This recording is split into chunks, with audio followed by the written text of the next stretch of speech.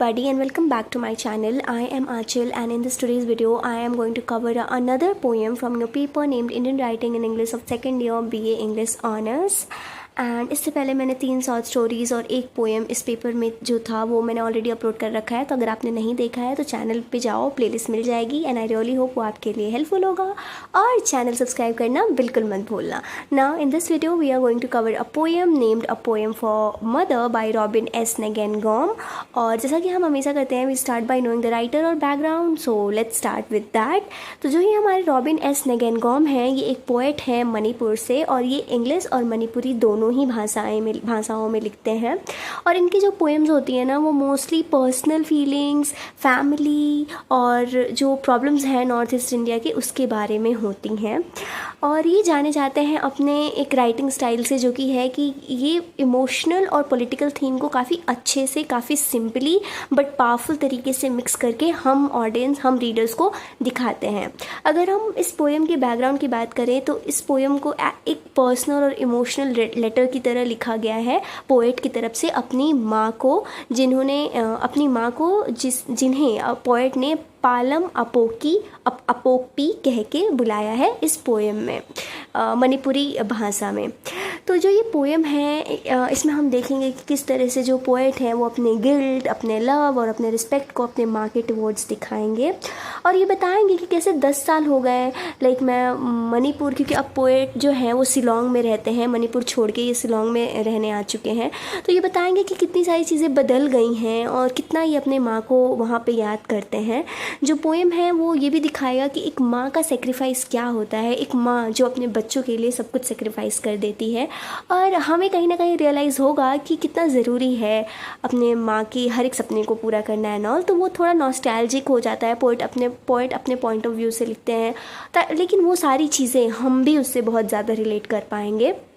और पोएट ऐसा बोलते हैं कि मैं एक स्मॉल मैन बन गया हूँ विद स्मॉल ड्रीम्स, और अपनी माँ से कहीं ना कहीं अपोलोजाइज़ भी करते हैं उन चीज़ों के लिए कि मैं वहाँ से आ गया हूँ, आपको छोड़ दिया है मैंने, ये सारी चीज़ें।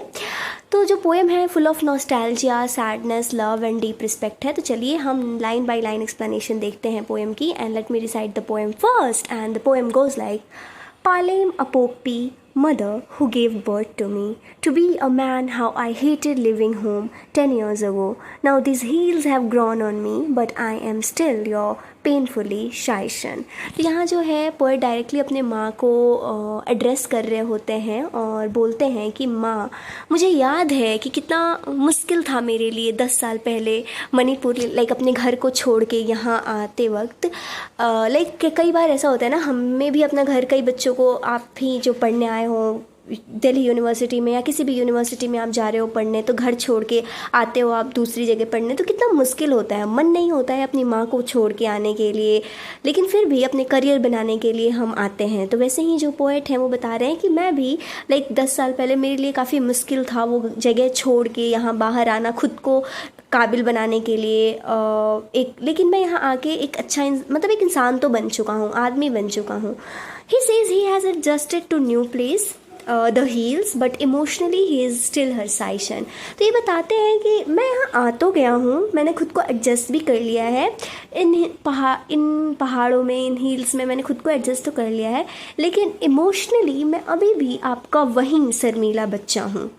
पोएट यहाँ पे हमें दिखा रहे हैं कि कितना मुश्किल होता है, कितना पेनफुल होता है सेपरेशन, अपने फैमिली से दूर होना, और वो unchanged love for his mother ये भी दिखा रहे हैं। और ये केवल खुद के लिए नहीं, इस चीज़ से हम सभी रिलेट कर सकते हैं। हम सभी ने कभी ना कहीं एक वो पॉइंट महसूस करा होगा कि कितना मुश्किल होता है अपनी माँ को छोड़ के कहीं दूसरी जगह जाना।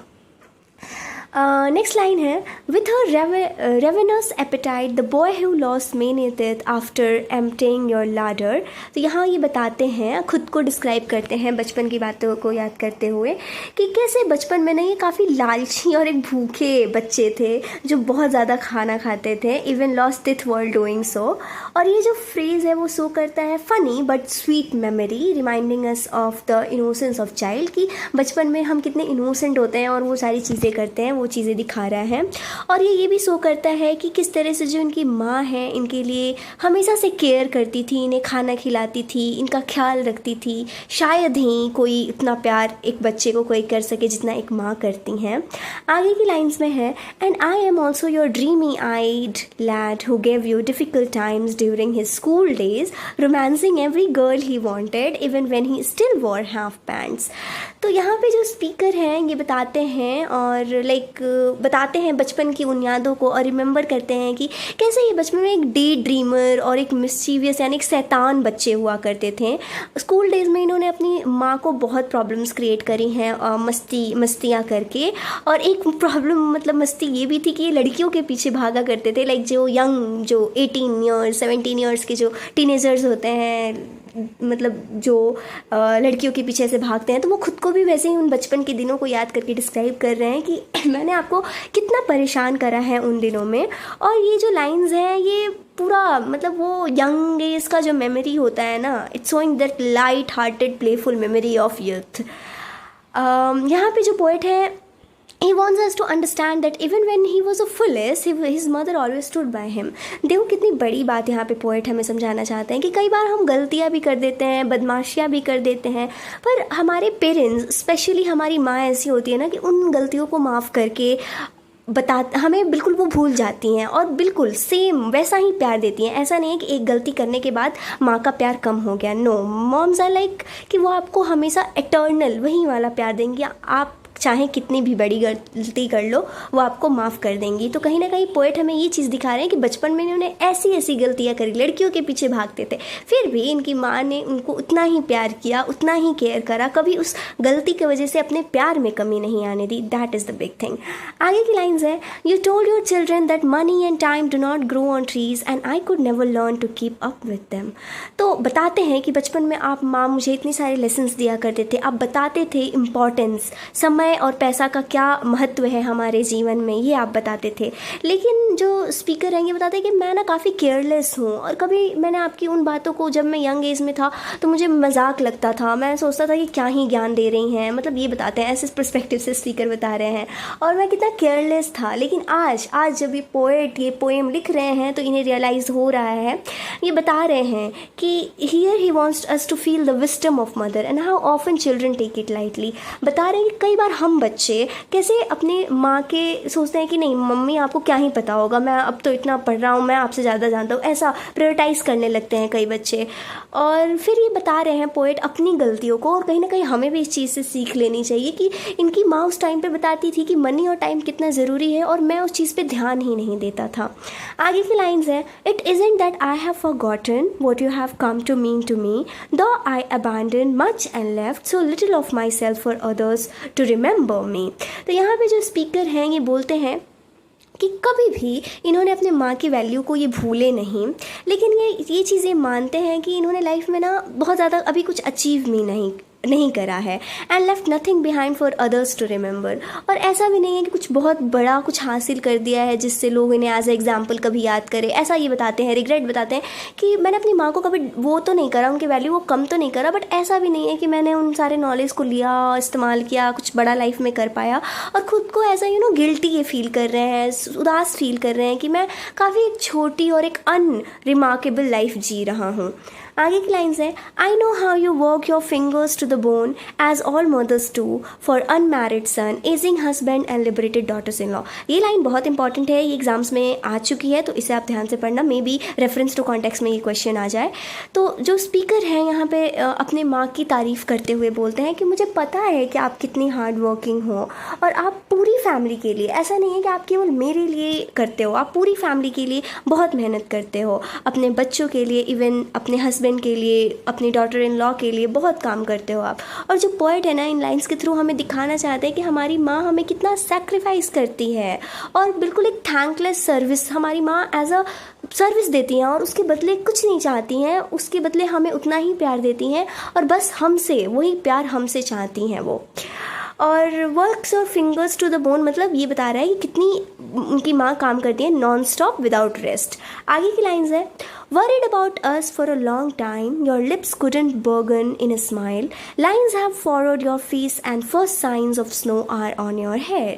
यहाँ पे अपने माँ के फेस और उनके डिस्क्रिप्शन को बताते हुए बता रहे हैं कि ये सब कैसे साइन है आपके स्ट्रेस का, और आप बूढ़े भी हो रहे हो अब, और आपने पूरी फैमिली के लिए लाइक हमेशा से जो एक टेंशन ली है, सबका ख्याल रखा है, और ख़ुद ही आप मुस्कुराना भूल गए। दूसरों का ख्याल रखते रखते जो माँ होती हैं वो खुद का ही ख्याल रखना भूल जाती हैं। बता रहे हैं पोएट कि आपके जो बाल हैं वो बिल्कुल वाइट हो गए हैं, वहाँ स्नो से वो इस चीज़ को दिखा के बता रहे हैं, और जो आपका फेस है उस पर भी काफ़ी रिंकल्स आ गए हैं, और इस चीज़ से जो स्पीकर हैं वो काफ़ी सैड, काफ़ी गिल्टी फील कर रहे हैं, और नोटिस कर रहे हैं कि किस तरह से मेरी माँ जो है ना वो बुढ़ी हो रही हैं, सी हैज़ एज्ड, और ये भी उनकी वजह से, उनका ही ख्याल रखते रखते।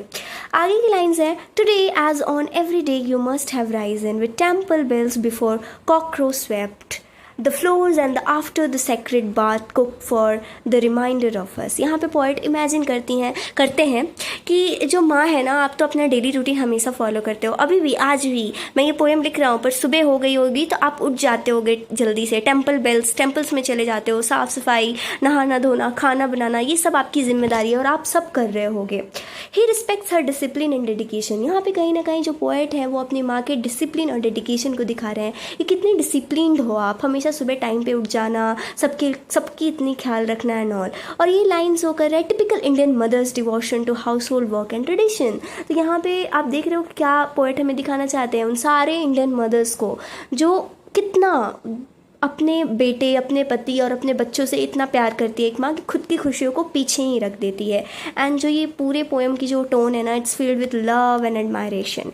आगे की लाइन्स है, I can see you returning every dusk from the bazaars, your head laden with basket। तो ये इमेजिन करते हैं इनकी माँ कैसे शाम को घर आती हैं वो सामान सारा मार्केट से लेके, और ये शो करता है कि फिज़िकल बर्डन जो माँ है वो कैसे एक एक छोटी चीज़ों का, यहाँ कहीं ना कहीं दिस इज़ ऑल लाइक ये पोएम जो है ना, पोएट चाहते हैं अपने मॉम को, ये सारी पोएम बता रहे हैं उनकी काबिलियत की, कैसे हर किसी का आप ख्याल रखते हो। अगर आप होते हो तो किसी को पता भी नहीं चलता है कि किचन में सब्जियाँ कब आ गई, खाना कब बन गया, और मुझे खाना बन के मिल कब गया। और कहीं ना कहीं ये हम रीडर को बता रहा है, सोचने पे मजबूर कर रहे हैं कि how mother keeps working without rest and how we need to respect her, we need to love her. And ये लाइन है, must you and toiling forever. यहाँ पे बोल रहे हैं स्पीकर, ये सैड क्वेश्चन बोल रहे हैं कि will his mother never get to rest की, और ये गिल्ट और सिंपैथी दिखा रहे हैं कि क्या कभी आपको आराम करने का टाइम मिलता भी है। The poet wants reader to feel the pain of never giving back to such a loving mother. माँ हमारे लिए इतना कुछ करती है कि हमें कभी पता ही नहीं चलता है कि कई बार जब हम स्कूल में जब रहते हैं तो हमें पता ही नहीं चलता है कि हमारे ड्रेस धो दिए, आयरन कर दिए, टाइम पे रख दिए, सुबह नाश्ता बन गया, खाना बन गया, लंच मिल गया, एवरीथिंग। एंड हम रीडर को पोएट ये बताना चाहते हैं कि कभी भी we should never give up on our mother, we should love her eternally, we should love her so hard and we should respect her।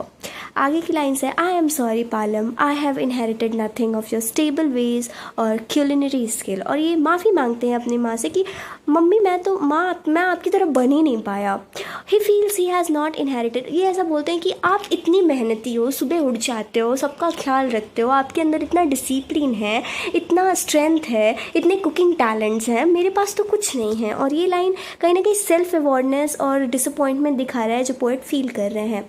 अब आगे की कुछ आखिरी लाइन्स है, forgive me for all your dreams of peace during your remnant days, I turn out to be a small man with small dreams living a small life. यहाँ पे जो speaker हैं बोल रहे हैं कि मैंने आपको डिसअपॉइंट कर दिया है, आप इतने मेहनती हो और मेरे अंदर वो कुछ स्किल नहीं है। और आपका सपना था, she had dream of peace and happiness in her old age but he couldn't give her that.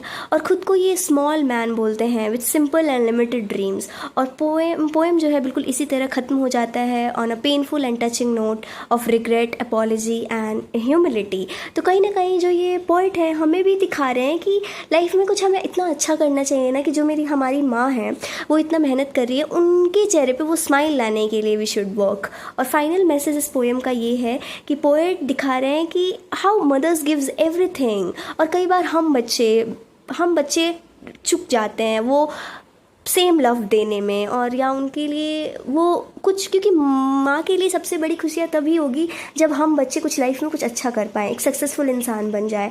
तो वो चीज़ यहाँ पे पोएट दिखा रहे हैं। ये माफ़ी भी मांग रहे हैं, अपना प्यार, गिल्ट, ग्रैटिट्यूड सब कुछ दिखा रहे हैं अपनी माँ को।